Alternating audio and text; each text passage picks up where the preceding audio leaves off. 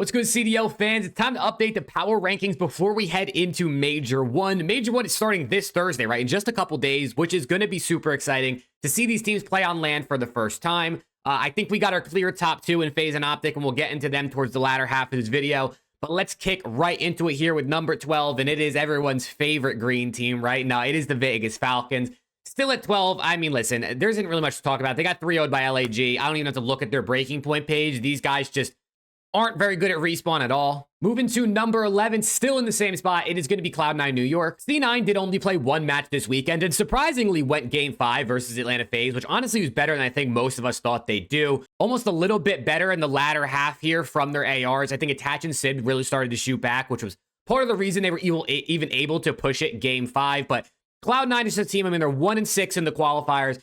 I just have pretty much no faith that these guys are going to play pretty much any better at this point. I think they're a prime contender for a roster change, and I have them at number 11. Then we go to number 10, and down 2 spots, I do have the Miami Heretics. Miami played 2 matches this weekend. The first one, they lost in a Game 5 versus the LA Thieves. Lucky actually having the best series on the team here. I mean, not as much damage as some of the other guys, but surprisingly, him being their best player is something you don't typically see. And then they also were reverse swept by the Carolina Royal Ravens. They won the map 1, they won the map 2 relatively decently, right? I think these are pretty good wins. And then they kind of just, I mean, Ravens just gave it to them in the latter half of this series.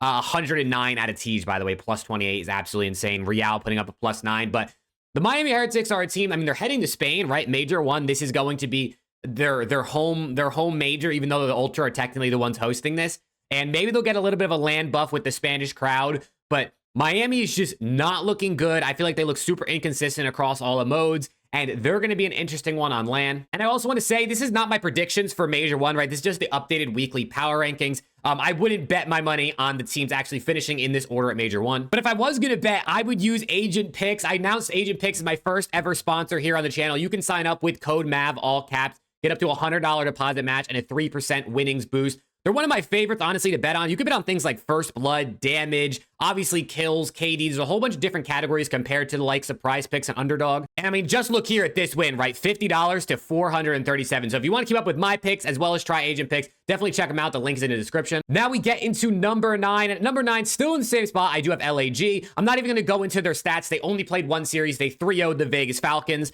And obviously, I mean, that's a good win, but it's the Vegas Falcons at the end of the day. So I didn't really feel like moving them up, especially considering the teams that are above them. Then we go to number 8, down 1 spot. I do have the Minnesota Rocker. The Rocker only played one series this weekend, and they did lose in a Game 5 round 11 to the Vancouver Surge.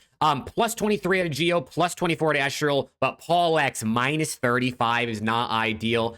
This was honestly a banger series. A ton of mistakes made across the teams, right? Like if you're looking for great COD, this wasn't the series to watch. But if you're looking for close, bang out match, like a good entertainment, this was one of the best matches of the year to watch, in my opinion. Absolute bangers across the board, but the Rocker just fell short. Then we get to number 7, and the team we just talked about, up 3 spots, it is the Vancouver Surge. The Surge played twice this weekend, right? They played Rocker like we just talked about, and they also played the Carolina Royal Ravens, another match where they won Game 5 round 11. So they did it in both their matches this weekend. Jumping them up 3 spots feels a little aggressive in my opinion, but they got the job done, and they are 4-3 in the qualifiers, right? Which is a better record than I feel like people maybe thought they were going to be. I mean, Gwyn put up plus 32 for the L, which has got to hurt. 04 has been significantly better here for the Surge. I think he's been much better in SND, much better in control, and has really been willing them through some of these series, making big plays in Game 5. Like you see 10 out of him, 11 out of Hixie, 11 out of him in the map 2 here. So really, really great work out of 04. And listen, the Surge jumping up 3 spots, like I said, might be a bit much, but as they head into the major, I think they're probably an underdog team that maybe makes some noise on LAN. All right, now we get onto the left side of the board with our top 6 teams. And unfortunately for me, at number 6, I have to have LA Thieves down 1 spot. Like I mentioned earlier when talking about Miami, they took them down 3-2 in the Game 5, which I mean, 21 out of plus 21 to Scrap, plus 4 out of Hydra, plus 18 out of Dan. This was just an AR masterclass from the duo of LAT. And then they were taken down in a Game 5 here by the Boston Breach. They went down 2-0. Good resilience to bounce back, right? A 3-0 in the Hossie control, 250 to 187. Decent HP, but just absolutely no game plan. It felt like no pressure, no confidence in the Game 5 SND. And this one was an absolute shocker because if I zoom in here on the scoreboard for you, Cammy 0.57, 0.87, 0.81. We literally got 1v4'd by Snoopy, bro. The LA Thieves got 1v4'd by Snoopy. Map 1 was plus 18 in the vault control win, almost a 50-point win. And then he dropped 15 in map 2 search and destroy on red card. Snoopy was, I mean, he's been insane all year long, but he was crazy versus the LA Thieves. They all went positive and still caught the L, which is, I mean, that's what happens when you lose 2 SNDs in a series, right? But definitely, I mean, listen, LAT, could they play better on LAN? I'm really hoping so. They are still 5-2, but they've been on the downward trend the last couple weeks, so I got them down to 6. Then at number 5, up 1 spot, it is the Boston Breach. We obviously just talked about their 3-2 win over the LA Thieves, but they also were 3-0 swept by Atlanta FaZe. So them moving up 1 spot, though, I mean, I had to put them over LAT, right? They got the job done. And to be fair, even maybe LAT might have looked like the better team in that series, but they still couldn't get the win. So Boston Breach, of course, is going to jump up a spot here, but 3-0 by FaZe. I mean, this just goes to show, I think, how good FaZe has been, right? Because Boston is no slouch. They have some of the best teamwork in the game. I think they've been one of the biggest surprises of the year by far, but I mean, Cammy with a -3, everyone going negative on the Boston Breach here, but they're still at 5. Now we get into our top 4, and at number 4, I do have the Toronto Ultra. They have not moved. The Ultra only played one match this weekend, and they fell 3-1 to OPTIC Texas, losing the number 1 seed heading into their technically home major in Madrid, right? Because they're the ones hosting it.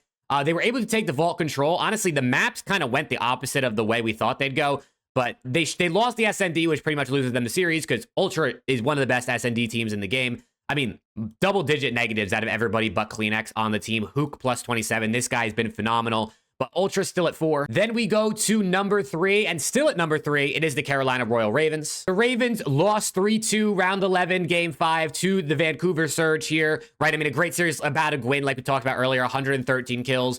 And then they also reverse swept the Miami Heretics. So they went 1-1 on the weekend. Teej with an absolute banger series in that one, plus 28, 109 kills. The Ravens are a team that are 5-2 at the end of the day, right? They're still 5-2 in the qualifiers.